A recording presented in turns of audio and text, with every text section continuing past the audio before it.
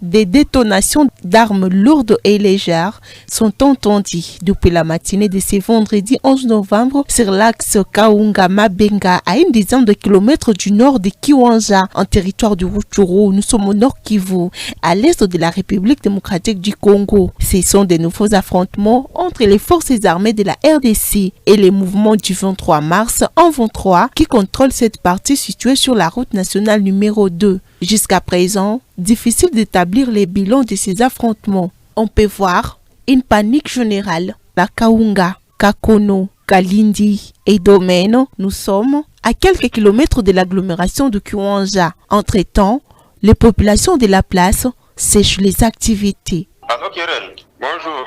Seulement Kaunga, où la population n'a pas vaqué dans leurs occupations. Parce qu'il y a eu détonation des armes lourdes et légères depuis ce matin. Là, on parle d'une probable attaque au niveau de Mabenga. Mais depuis là, il y a eu des détonations en armes lourdes et légères.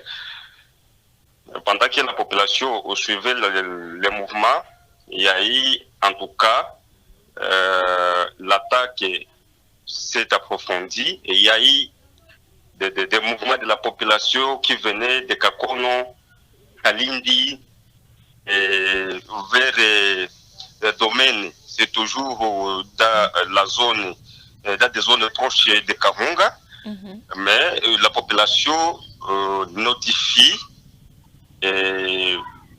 la présence de certains éléments M23 déjà là-bas à Mabenga.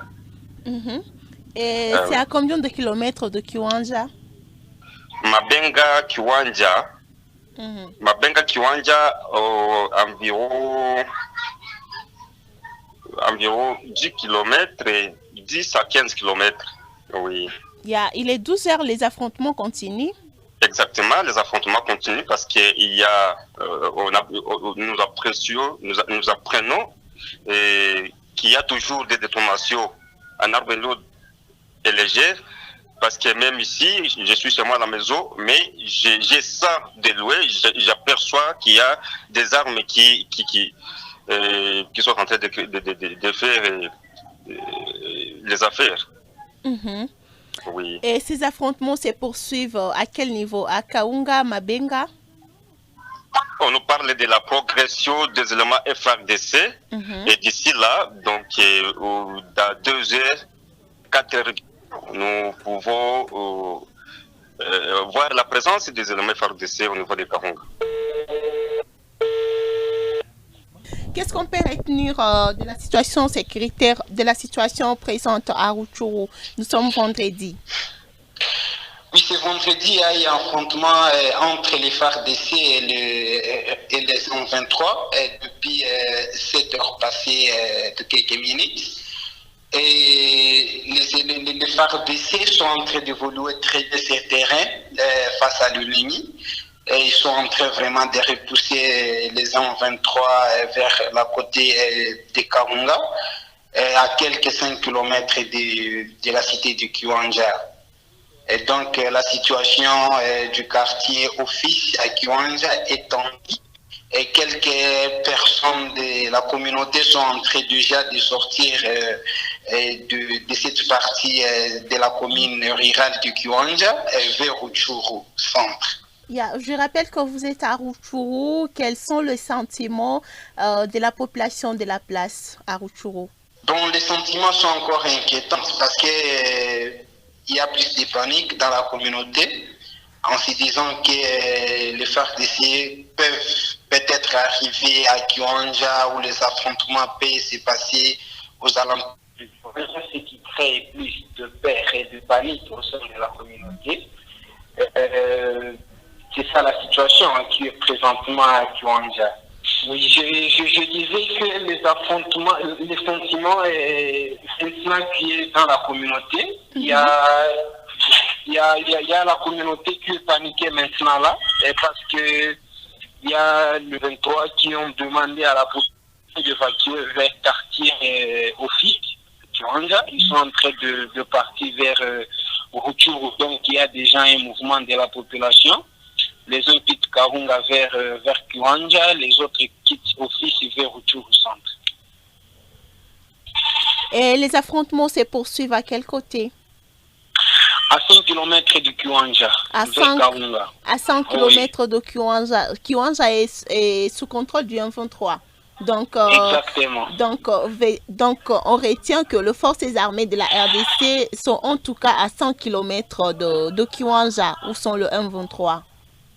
Et je dirais bien que les affrontements se passent à 5 km, c'est-à-dire que les M23 sont à 5 km et les FARDC sont en train de les rencontrer maintenant là. Merci pour toutes ces précisions. Merci. Merci beaucoup, Madame Keren. Pendant ces temps, le Parlement kenyan a approuvé le déploiement de 903 soldats dans le cadre d'une force régionale est-africaine pour stabiliser l'est de la République démocratique du Congo en proie à de nombreux groupes armés, dont les rebelles du M23. Une récente offensive du M23 qui a vu les groupes s'avancer vers Goma, principale ville de la région, alimente la tension entre la RDC et les Rwandais. Kinshasa accuse Kigali de soutenir les M23, c'est que les autorités rwandaises démontent. Le déploiement des troupes kenyanes en RDC est dans l'intérêt de la paix de la région et au Kenya, a déclaré mercredi devant l'Assemblée nationale Nelson, président de la commission parlementaire de la défense, des renseignements et des relations extérieures. Il est très facile de dire restons tranquillement dans notre pays, prenons soin de nos intérêts et gardons nos officiers au pays. Nous économiserons de vie et tout ira bien. Mais ce n'est pas le cas. Nous devons sécuriser la région, a-t-il défendu. Le coût de cette mission pour une durée initiale de 6 mois est de 36,5 millions d'euros. Si elle prolonge, cela montera 45 à 50 millions d'euros. Tout en indiquant que les discussions étaient en cours avec les organisations telles que l'ONU pour une participation internationale au financement de cette force. La semaine dernière, le président William Ruto, président Kenya, avait annoncé l'envoi des soldats kenyans dans le cadre d'une force créée en juillet par les 7 pays de la communauté des États d'Afrique de l'Est, Burundi, Kenya, Ouganda, RDC, Rwanda, Sud-Soudan et la Tanzanie. Pour ces jours, les éléments du M23 auraient pris l'offensive le 29 octobre, conquis plusieurs localités du territoire de Rutshuru, nous sommes au Nord Kivu, dont Bunagana, cité stratégique à la frontière avec l'Ouganda, et occupent des localités sur la route qui dessert la capitale provinciale de Goma. Selon le rapport de l'ONU, au moins 188 000 personnes avaient fui leur village depuis le 20 octobre et s'étaient dirigées dans des localités plus calmes du Nord Kivu. Au moins 16 500 ont trouvé refuge en Ouganda. Des détonations d'armes lourdes et légères sont entendues depuis la matinée de ce vendredi 11 novembre sur l'axe Kaunga-Mabenga. Des sources sur place disent que les forces armées de la République démocratique du Congo, très motivées, tentent de récupérer la cité de Kiwanja sous contrôle du M23.